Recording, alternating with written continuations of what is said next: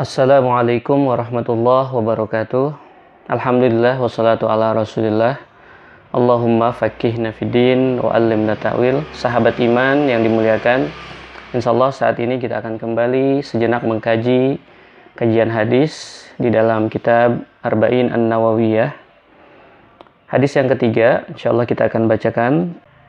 An Abi Abdurrahman Abdullah ibn Umar ibn al-Khattab radhiyallahu anhuma qala sami'tu Rasulullah sallallahu alaihi wasallam yaqul bunyal islamu ala khamsin syahadatu an la ilaha illallah wa anna muhammadar rasulullah wa iqamis shalah wa ita'iz zakah wa hajjil baiti wa shaumir ramadan.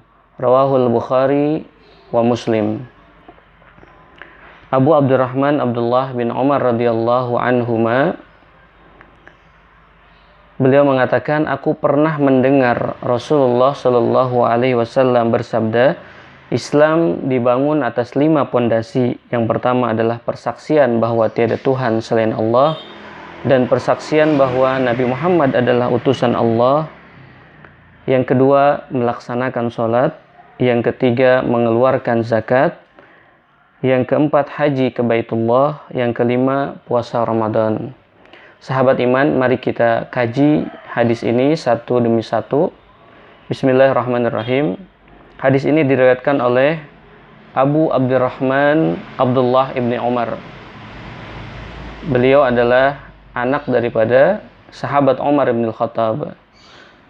Karena sahabat Umar ibn al-Khattab adalah seorang muslim dan meninggal dalam keadaan muslim, dan kita kenal beliau adalah sahabat besar, kemudian anaknya pun demikian, Abdullah bin Umar, sehingga setiap kali para perawi hadis meriwayatkan hadis daripada Abdullah bin Umar, maka diakhiri dengan radhiyallahu anhuma. Semoga Allah meridhoi keduanya, sebab keduanya telah masuk Islam dan menjadi sahabat baik dan sahabat besar Rasulullah sallallahu alaihi wasallam. Qala sami'tu Rasulullah sallallahu alaihi wasallam. Abdullah bin Umar mengatakan, saya mendengar daripada Rasulullah sallallahu alaihi wasallam. Di dalam kajian hadis ada beberapa sighat, ya. Ada beberapa kata untuk meriwayatkan hadis ini. Ada yang memakai kata haddatsani, ada yang memakai akhbarani, ya. Ada juga yang memakai an. Ya, semuanya tentu berbeda dan memiliki makna yang berbeda dan kualitas yang berbeda pula. Sementara di dalam hadis ini, ya, itu memakai kata sami'tu, mendengar, ya. Sahabat Abdullah bin Umar mendengar Rasulullah sallallahu alaihi wasallam bersabda, bunyal islamu ala khamsin. Bunya, dibangun al-islamu, Islam, ala khamsin, di atas 5 pondasi atau 5 perkara.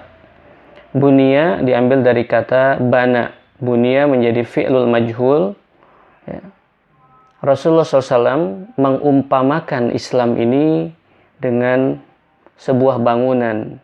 Bunya, dibangun, sehingga ketika pondasi-pondasi ini kuat di dalam diri seseorang, maka Islam seseorang itu menjadi kuat karena pondasinya telah kuat.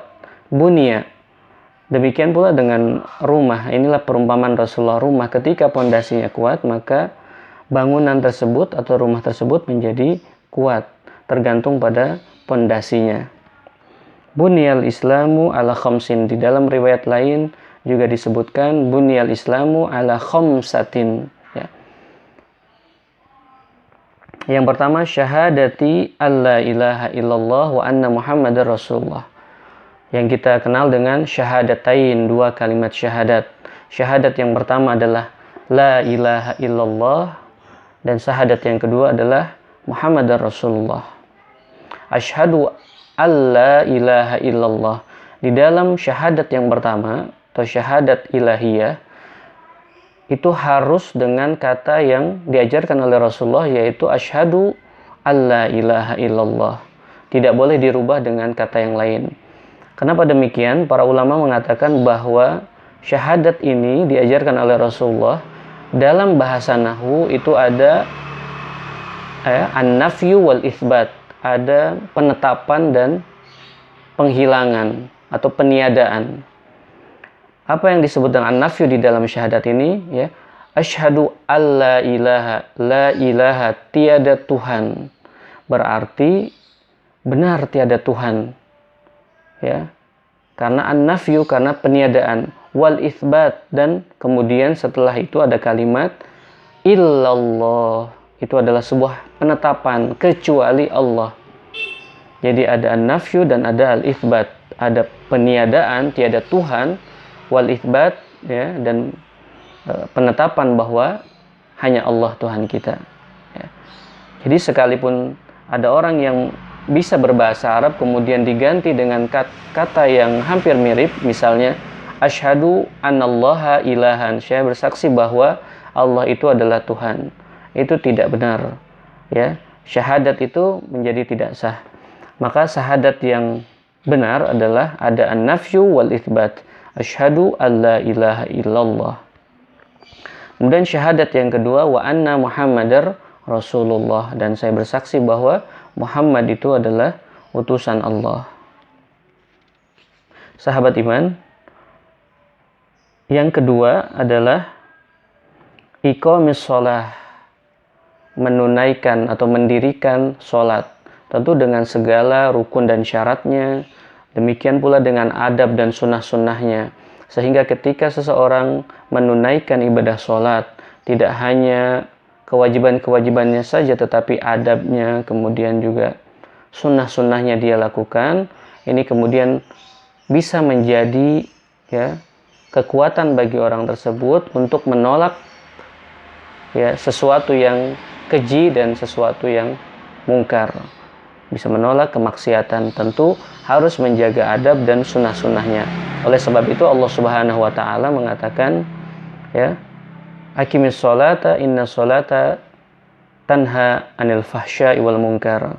Dirikanlah sholat karena sholat itu bisa menjauhkan atau bisa mampu menjauhkan seseorang, mampu mencegah seseorang dari perbuatan maksiat dan dari kemungkaran. Maka ini adalah sasaran utama daripada wasilah atau daripada ibadah kita melakukan ibadah sholat. Ya, umat Islam di Indonesia, jika dikatakan mereka mayoritas muslim dan mereka sholat, maka seharusnya kemaksiatan itu menjadi turun drastis, terutama di bulan Ramadan, ya.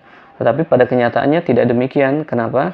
Karena mungkin tidak menjaga mura'atul adab was sunnah, dan juga tidak memiliki visi dan sasaran daripada sholat, ya. Yang ketiga, kemudian wa ita'iz zakah, dan membayar zakat.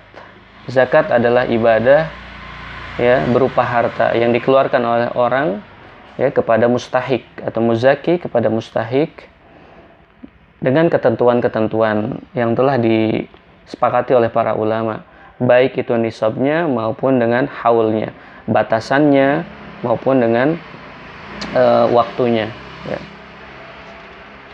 Selanjutnya sahabat iman, yaitu wahajil bait, dan melakukan ibadah haji. Di dalam riwayat lain, ini istata'ta ilaihi sabila, apabila mampu baik dari segi harta maupun jiwa. Oleh sebab itu, haji adalah ibadah yang totalitas, yang menggerakkan jiwa dan harta, sehingga seseorang tunduk kepada Allah, baik jiwanya maupun hartanya.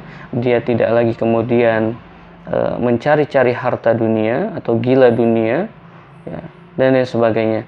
Sehingga orang yang melakukan ibadah haji memiliki sasaran yang begitu totalitas, tunduk kepada Allah dari segi jiwa dan hartanya.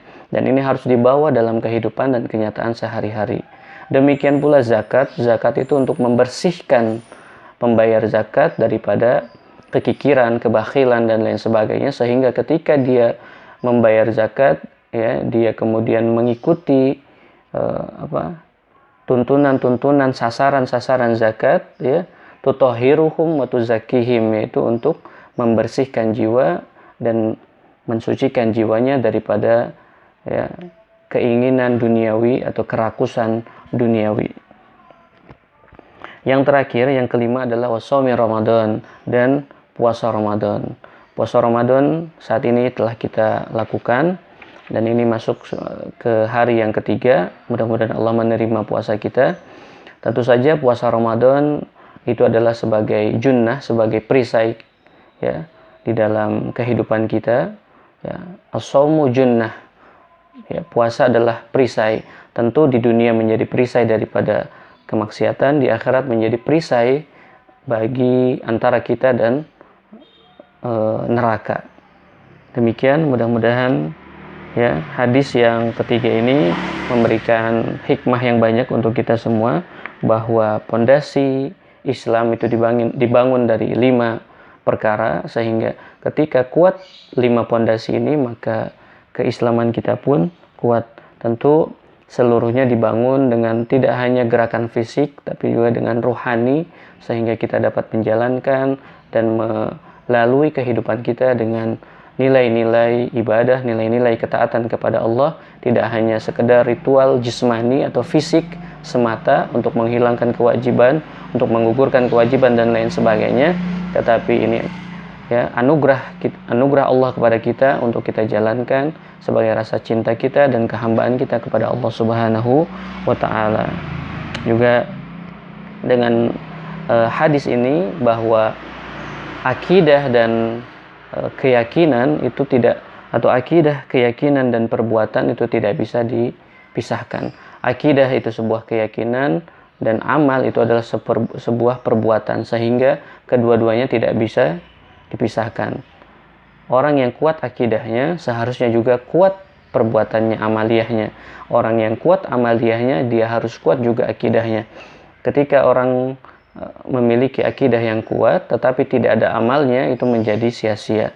Demikian pula sebaliknya, orang yang memiliki amal yang banyak tetapi akidahnya tidak ada, sehingga menjadikan amalnya menjadi sia-sia di hadapan Allah Subhanahu wa taala. Mudah-mudahan Allah menjaga kita semua di dalam kehidupan kita, memberikan maunah dan taufik hidayahnya, sehingga kita bisa menjalani, melangkahi kehidupan kita dengan baik dalam ketaatan kepada Allah Subhanahu wa taala. Demikian, mudah-mudahan bermanfaat. Wallahul muwaffiq. Wassalamualaikum warahmatullahi wabarakatuh.